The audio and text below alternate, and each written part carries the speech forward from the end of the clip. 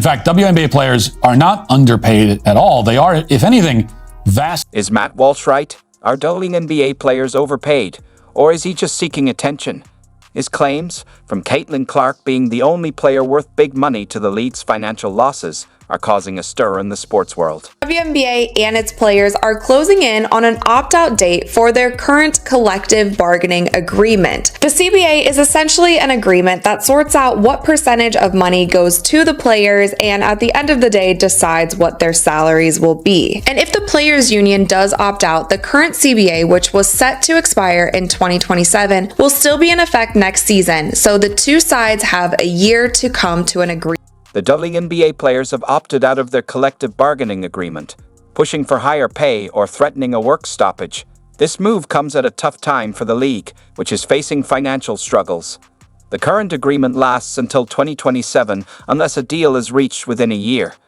The big question, can the league afford it? If the players and the league can't come to an agreement, then a lockout will happen. These athletes aren't just asking for a slight pay increase. They're demanding a complete overhaul. Higher salaries, better benefits, and improved facilities. If a new deal isn't reached by the end of the 2025 season, a strike could bring the league to a halt. Checks. It's about claiming our rightful share of the business we built, improving working conditions, and sharing a future where the success we create benefits today's players and generations to come. We're not just asking for a CBA that reflects our value. We're demanding. Let's get into the numbers. The top WNBA salary is around $250,000, which is minuscule compared to the millions NBA rookies earn right after being drafted. Star players like Brianna Stewart are pushing for million-dollar contracts, which would mark a huge shift from the current pay scale. Chimed in and said that she would love to see teams have the ability to have $1 million. The WNBA's new $200 million media rights deal with Disney, Amazon Prime, and NBC is a game changer, but players want their share now, not later. Kelsey Plum, a key player, put it best. Asking to get paid what the men get paid. We're asking to get paid the same percentage of revenue shared. Okay. You know what I'm saying? Got it. So that's a huge misconception. That's a huge misconception. Got it. Okay, Yeah, because every video is like, oh, this person gets paid this person gets paid that, right? So I want to be really clear about that. Like, I don't think I should get paid the same as LeBron. Right. But the percentage of revenue, like, for example, they sell my jersey in Mandalay Bay, I don't get a dime. You don't get any money from jersey sales? The push for higher pay has sparked debate. Some fans back the players, saying the demands are overdue, while others argue the league can't afford it. Matt Walsh stirred things up, claiming players are overpaid given the WNBA's financial losses. Despite the new media deal, the league is still far from profitable. The stakes are high, and the debate is only getting hotter. Stay tuned as we break it down. In mind, salaries were going to go up after the new media rights deal started, and they got a little while before that starts. It's not going to be next year, but they couldn't wait for that. That media rights deal is sizable.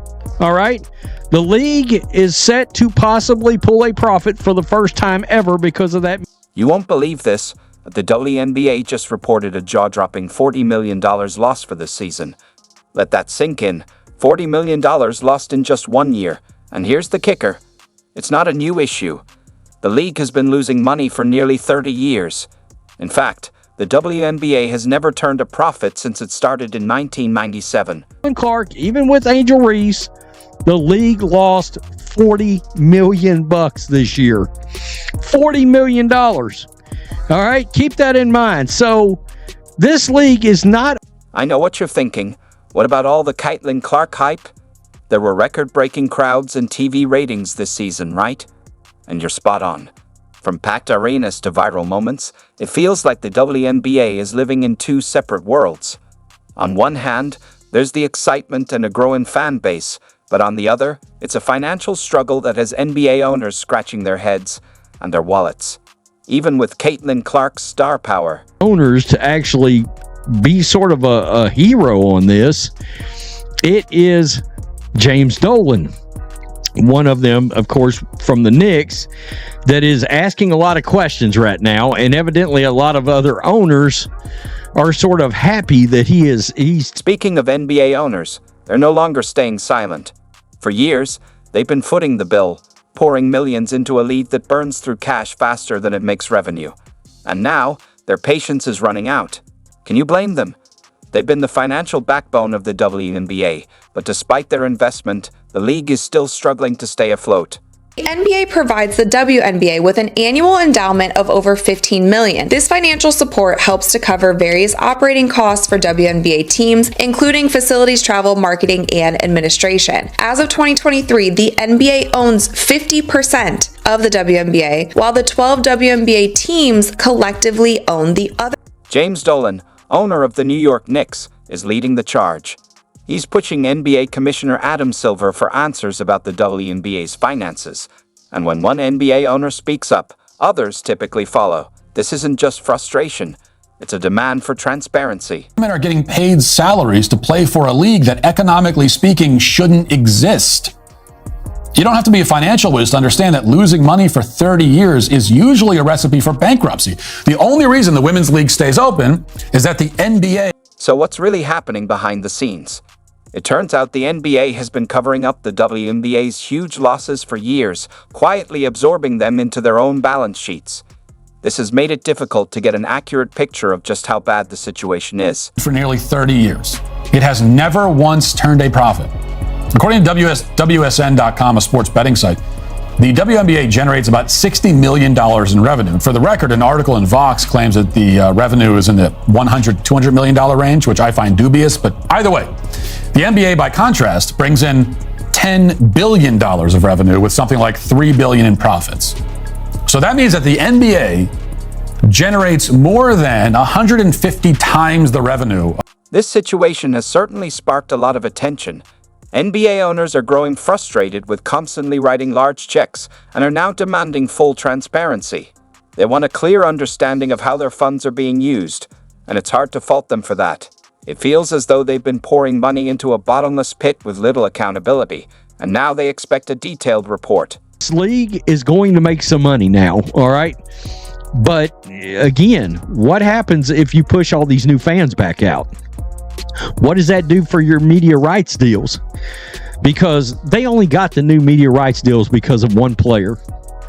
I mean, singular, let's be honest. It's Caitlin Clark. She boosted all the ratings. She got the popularity.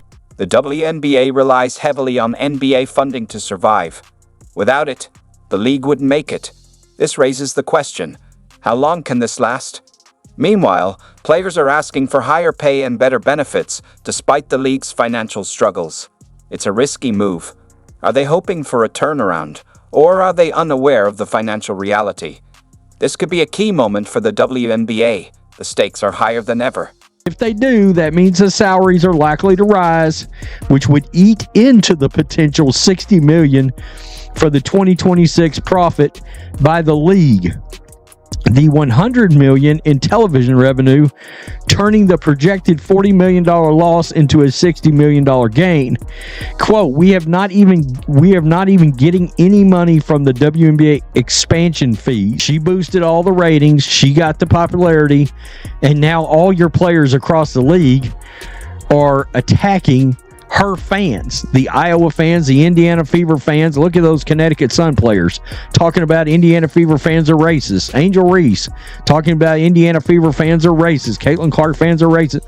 People are going to get tired of that, and they're going to be like, the hell with it. Let's let this league burn itself to the ground where it should have been a long time ago. And it looks like the league might eventually become profitable. That is, if the WNBA players, the hatefulness, the jealousy, the pettiness doesn't run off fans, okay?